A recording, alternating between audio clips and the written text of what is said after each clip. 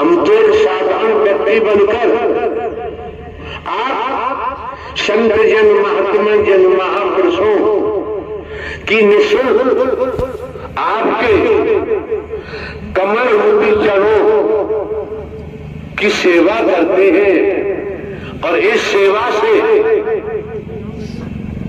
क्या मिलेगा, क्या नहीं मिलेगा, ब्रह्मांड के रचयिता मिल गए और दिखाई दे रहे हैं। और क्या चाहिए, और क्या चाहिए जीवन में? ये परिवार है आपका, बेटा बेटी, नाती पोता, भाई बहन, पति पत्नी, ये सब संस्कारों का खेल है। आज मौका है, वक्त है, क्यों संस्कारों का खेल है। कर्म से ही दुर्भाग्य बनता है, कर्म से ही सौभाग्य बनता है। कौन सा कर्म है जो दुर्भाग्य बनाता है, कौन सा कर्म है जो सौभाग्य बनाता है? अतीत से वर्तमान, वर्तमान से भविष्य।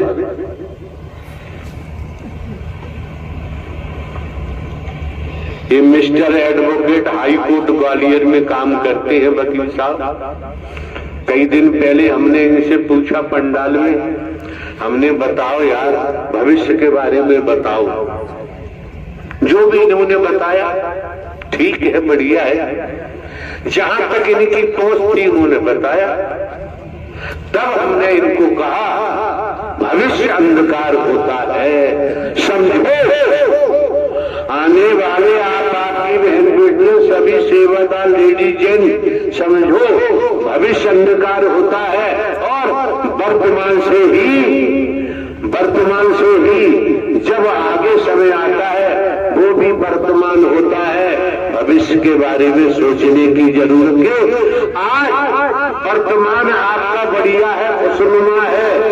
आज वर्तमान में आपको शांति है तो आने वाले समय में भी शांति होगी। संसार में इधर से उधर कुछ भी हो जाए, लेकिन आज को इधर से उधर मत होने देना।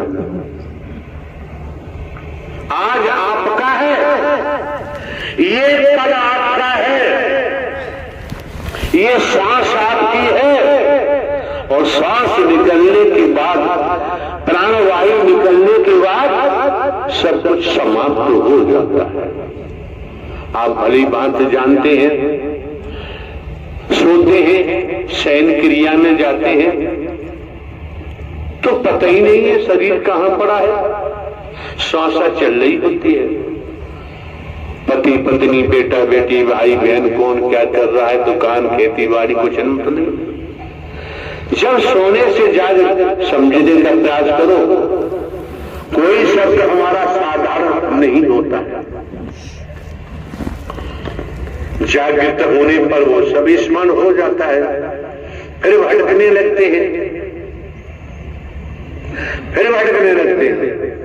खूब सोवो, आपकी मर्जी, हमारा क्या घाटा है। हमारा जो कर्तव्य बनता है, आप लोग भिन्न भिन्न स्थानों से महंगाई के जमाने में किराया भाड़ा खर्च कर आए हो, धूप ताप, गर्मी, जाड़ा, बरसात नहीं देखते, देखना भी नहीं चाहिए। तो श्रीमान जी, किसी भी एंगल से, किसी भी पॉइंट पर आप, आपकी बहन बेटी, आपके बच्चों, भाई कोई हो, हम आप लोगों को धोखा नहीं दे सकते। हम आप लोगों के साथ छल कपट नहीं कर सकते। हमने तो अपने को साधारण व्यक्ति माना है। अब आप क्या देख रहे हैं? जिले में कलेक्टर साहब है, शरीर ऐसा ही है। जिसका काम है वो कलेक्टर साहब को कलेक्टर साहब ही मानेगा, और जिसका काम नहीं उसे कोई लेना देना नहीं। अगर संसार में मानव है, संत भक्त है, देवी स्वरूपा, देवता स्वरूपा है, तो उसके लिए परमात्मा था, है और रहेगा। बाकी के लिए कि बाबूजी ये भी तो समझो, बीमारी लगती है, हादसे होते हैं, ट्रेजरी होती है, क्या क्या नहीं होता है।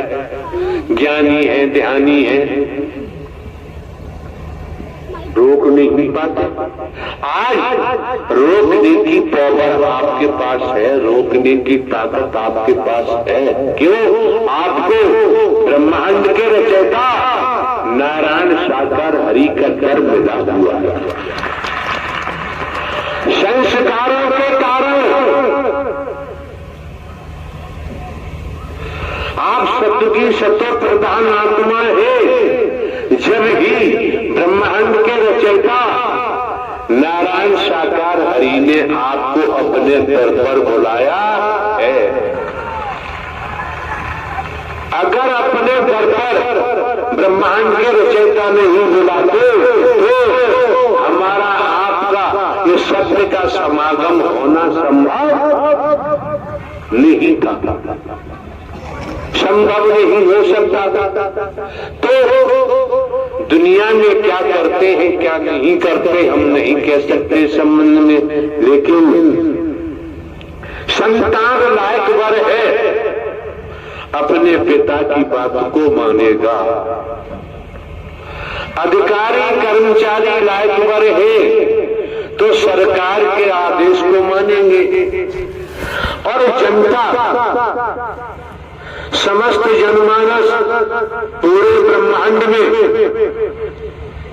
ईश्वरीय सत्ता, परम सत्ता, सुप्रीम ऑथोरिटी कैसे एक बूंद से माता के उदर में आपकी रचना कर दी, शरीर की रचना कर दी। माता के उदर में कोई वैज्ञानिक बैठा दिखाई नहीं देता, इंजीनियर बैठा दिखाई नहीं देता, कोई कारपेंटर बैठा दिखाई नहीं देता। एक बूंद गर्भाशय में जाता है, ब्रह्मांड की रचना देखो। ये वकील साहब खड़े हैं, प्रवास पे थे, तो दीवार पर आम का वृक्ष बनाया हुआ था पेंटिंग से, आम लटक रहे थे। हमने वकील साहब से कहा यार देखो आम लटक रहे, तोड़ लाओ। तो उन्होंने कहा कि ये तोड़ने वाले नहीं, तो दीवार पे पेंटिंग है। तो हमने कहा एक बात समझने की इस इशारे से, इससे कितनी प्रजातियां हैं वृक्षों की, हर प्रजाति से फल मिलता है। उसकी जड़ें भी लकड़ी की होती है, काष्ठ, तना भी काष्ठ, डालियां भी।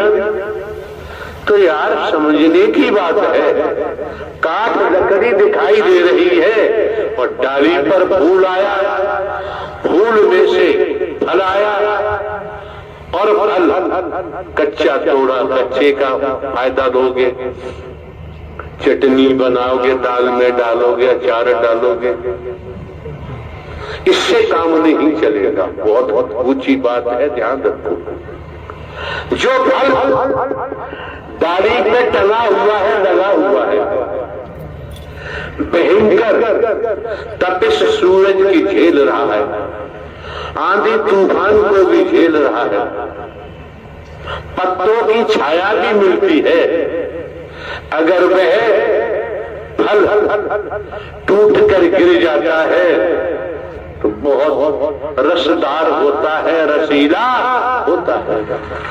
तो बाबूजी आप भी सत्य के पेड़ पर, जो मानव मंगल मिलन सद्भावना समागम सत्य का साथ, इस वृक्ष पर लगे रहोगे और गर्मी जाड़ा बरसात झेलते रहोगे। जब टूट के गिरोगे तो बीज बन जाओगे, जो बीज बन जाएगा उसी का ही भविष्य मेरा पार हो जाएगा। कच्चा बीज, कच्चा फल कभी बीज नहीं बन सकता। हम तो रात और दिन ऐसी तरीका से बोलते जाएंगे, लेकिन साधु ऐसा चाहिए जैसे सूप सुबह सार सार को कहले धोता दे उड़ाए, लेकिन यहाँ कुछ धोता नहीं है। आप लोग ध्यान रखना, जो आगरा वालों ने अत मचाई है अब छोड़ दो।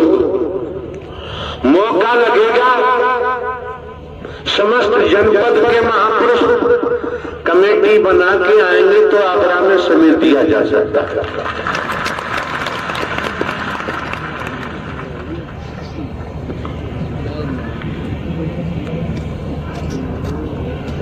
तो दिमाग में रखना चाहिए क्या हम स्वयं को एक साधारण व्यक्ति बता रहे हैं।